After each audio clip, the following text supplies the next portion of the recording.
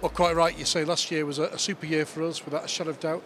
Jaguar's record volume ever in its history, which was since, 70, 80 years in reality. So that was a fantastic news.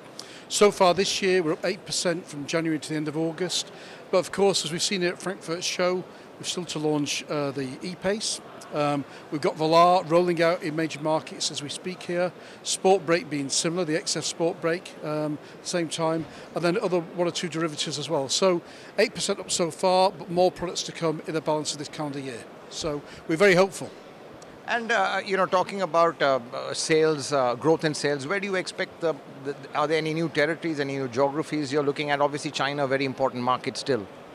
Well, China is probably going to be our biggest market in this calendar year. Europe was certainly our biggest market last year.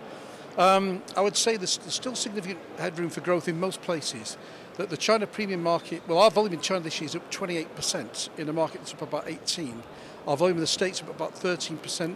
Europe is a bit more difficult. There's a static market so far this year, and our volume is similarly static. But there's lots of places in the world that still have got huge, huge potential for us.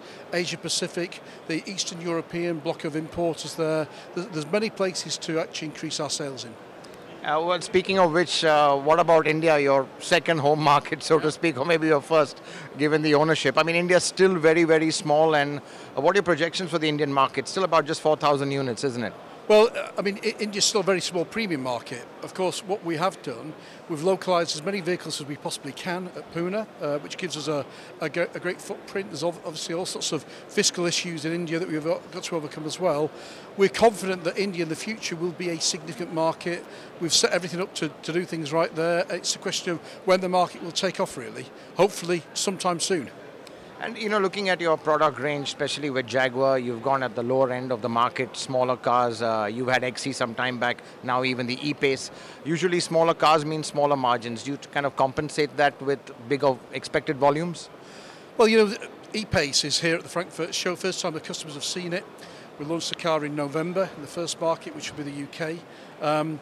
We think it's a real critical car. We've got to remember that the profits we get from an E-Pace will be largely incremental, because I'd say about 80% of the volume there will be for customers that are brand new to Jaguar. That's really, really important. So we don't have a huge substitution there. Yeah, smaller vehicles do have smaller profits to a large degree, but we expect to get a very good return on the car. And it's a car that customers are clamouring for. I seem to recall a couple of years ago when people were sort of saying, why did you do the F-Pace before we launched the car?